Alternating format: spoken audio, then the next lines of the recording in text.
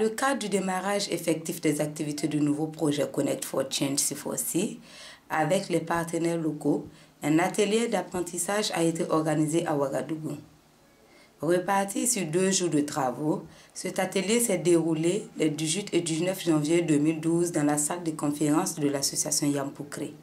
Cette rencontre avait pour objectif d'identifier les priorités en termes de besoins des organisations partenaires et de formuler les programmes TIC, car pour C4C, les TIC doivent contribuer dans toutes ses formes au développement économique rural.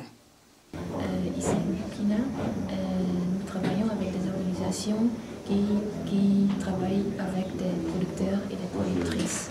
Et l'objectif du programme, c'est que les producteurs et les productrices puissent accéder des informations dont ils ont des TIC. Donc le TIC, ça peut être la radio, ça peut être l'Internet, ça peut aussi être la téléphonie. Monsieur Christophe Yen, modérateur de cet atelier, a fait une brève historique des activités qui ont prévalu la nécessité de la tenue de cet atelier. D'abord, il y a eu l'atelier tableron de Léo. Ensuite, il y a eu l'atelier dessin technique qui a permis aux participants de prévoir un plan de développement de leurs organisations qui intègre le volet TIC. Donc, et tout cela s'est fait d'une manière participative avec la participation des organisations concernées. Donc les organisations à ce stade ont pu identifier quels sont les outils qu'il leur faut pour promouvoir justement le développement de leur organisation et avoir plus d'impact sur les activités qu'ils mènent sur le territoire. Ainsi, les premiers échanges ont porté sur des questionnements tels que quels sont les problèmes rencontrés qui vous empêchent de progresser, quels sont les aspects surprenants pour vous, comment les bénéficiaires ont-ils été impliqués dans la formulation des projets. Suite à la présentation de Mme Mip Lenoir sur les capacités d'une organisation, des travaux de groupe ont été organisés afin de permettre à chaque structure d'identifier ses forces et faiblesses. Pour parfaire les travaux, M. François Lourez a attiré l'attention des participants sur l'identification objective de leurs forces et faiblesses. Dans une organisation jeune, c'est l'initiateur qui tire l'organisation et qui, avec son charisme ou avec son engagement ou avec son expertise, est capable au fond de faire vivre l'organisation de manière forte.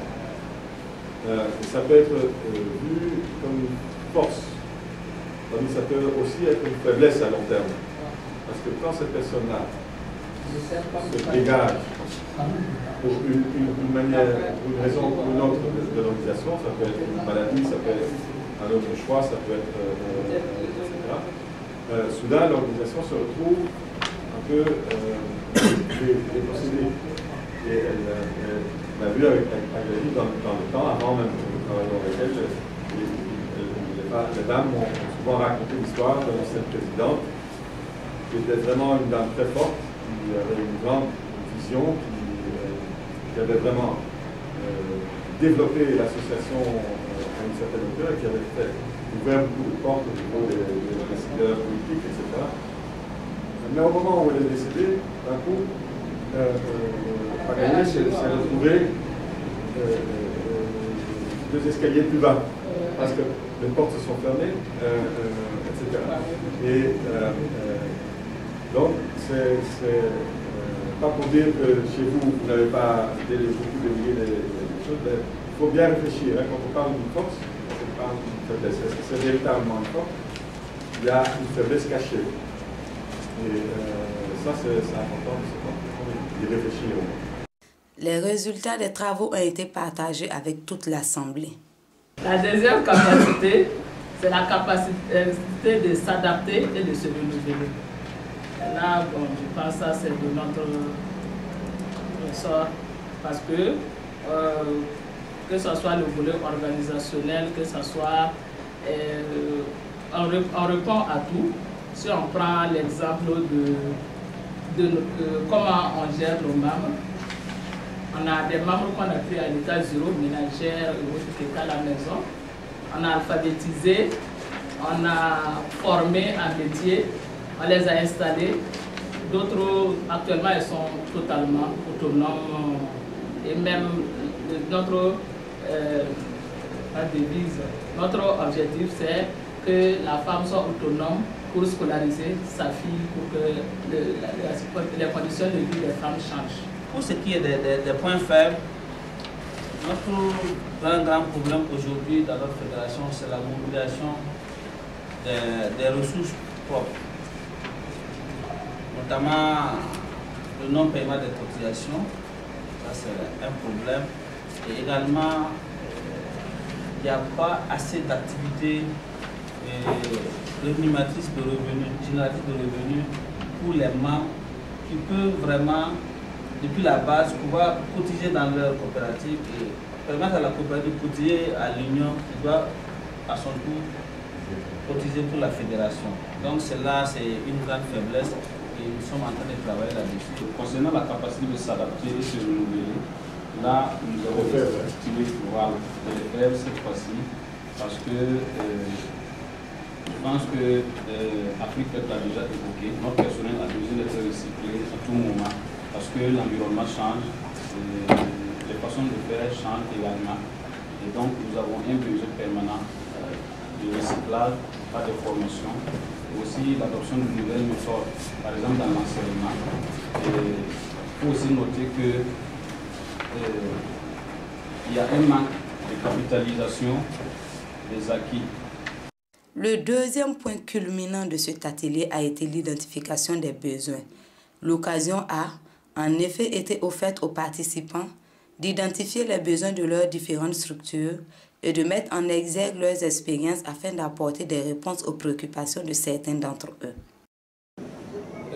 Au cours de l'atelier, nous avons partagé les expériences des projets des uns et des autres. Donc, ce que nous avons apporté d'éléments pour mieux conduire nos projets. Et nous avons aussi bénéficié d'une formation en renforcement des capacités. On a défini quelles sont les capacités qu'une organisation doit avoir pour mieux conduire. Et on retrouve les 5 éléments qu'on a partagés avec nous très intéressants. Et je pense que ça va nous aider dans la conduite de nos projets et surtout renforcer même l'association, nos différentes associations. Pour une énième fois, les plateformes d'échange ont fait parler d'elles. Burkina Antique, D-Groups, iConnect et Akvo, qui contribuent sans équivoque à maintenir les relations entre les membres du réseau originaire des 4 points du monde, ont été présentés.